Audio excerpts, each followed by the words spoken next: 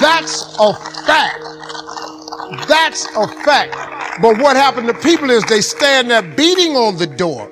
Open it back up. We're going to do a write-in campaign. Where are you leaving? I got to have my job. What about my benefits? Hey, stop. The door is closed for a reason. Because God just wants you to walk up the hall because he got another door. It's bigger. And when you open it and get behind it, you ain't going to believe what's back there. But you will never get to it if you stand in front of that door crying. Please open it back up. Help me. My family's... Stop. Go up the hall, man. These people that close doors in your face, they ain't the only door. They ain't the only door. God is the creator of all doors, man. I'm going to just go see what else he got for me. I don't even worry about that. Here's another one. Don't put all your eggs in one basket. Oh, this is a very dangerous one, young people, because now, don't put all your eggs in one basket. Well, that would depend on what your basket is made of, wouldn't it? If you got it in the right basket, you got to put all your eggs in one basket. How else you gonna make it? Success is an all-out assault. It's everything you got into one direction in order for it to be successful. You can't open up 6 businesses at the same time. You got to open up one, pour your all into that. You got to go to college to get a degree. You can't enroll in 6 colleges. You got to focus, man. Put all your eggs in one basket. Make your basket out of work, hard work, faith, prayer. Put all that in that basket, glue that thing together, and put them eggs in that basket so you can be what you want to be. Because you're not going to be successful if you don't put all your effort into one thing. You ain't going to make it, man. Success is difficult. The road to success is always under construction. It ain't ever easy. It ain't clear. It ain't open. You got to do that. And be wary of this one right here, though. Always have a plan B. Let me tell you why I never have a plan B. See, do this so you'll have something to fall back on. Oh, you can go do that, but do this so you'll have something to fall back on. Let me tell you something. In order to really be successful, people who really got it going on, they focused on one thing. Bill Gates did Microsoft until he got plenty of money. Now he can do anything he want to do, but he did Microsoft. He did Microsoft. You can believe that the dude that came up with Google, he was making Google. He made Google. They made Yahoo. They did that till it turned into something, then it branched out. Plan B. In order to have a plan B, you have to take time away from plan A to prepare plan B. So when you take time off A, you're reducing the effort in your plan A.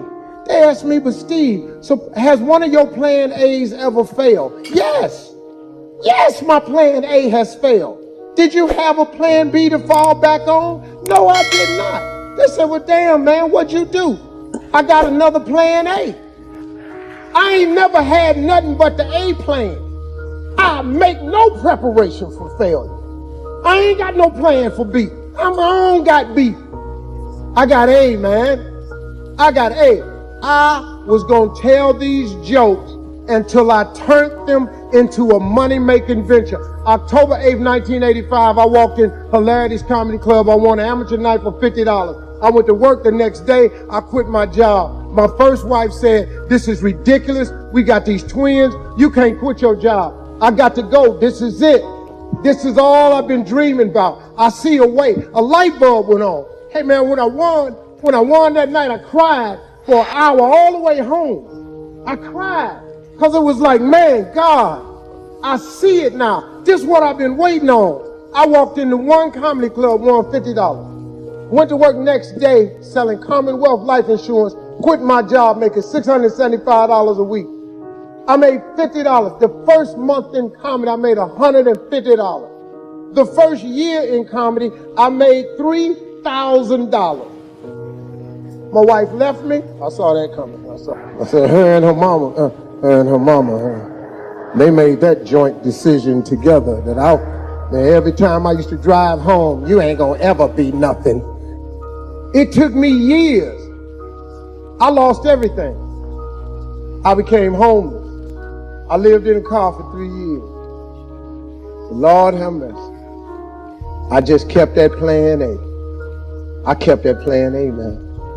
I told these jokes.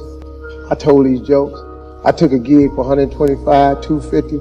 I drove 14 hours to make $175. Gas was way cheaper back then, so it made sense.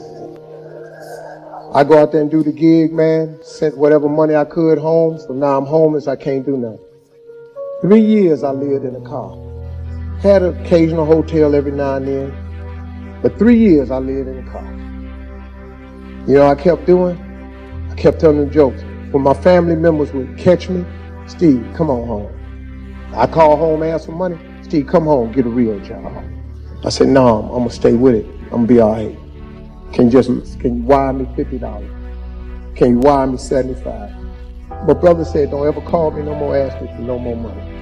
I ain't got nothing for you. You need to be a man and come home and get a real job. So I couldn't call nobody no more for help because they said they wasn't gonna help.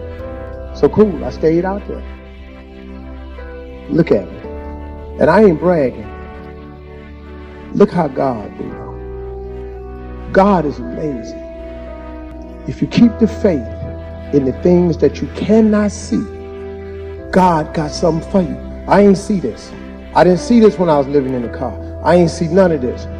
Man, you know, I'm an emotional dude. You know, I cry, man, because somebody asked me something. Steve, every time I look on TV, you crying. Let me tell you something. If you knew my trip, you cry too. Matter of fact, every time you see me, your ass all just bust out crying. But I kept the faith. I relied on God's grace. I kept that plan A, and I'm standing here today. And I say to everybody, if you learn those principles of success, I don't care where your life is today, the life you got planned for yourself, the one God got mapped out, way better than the one you got planned for yourself.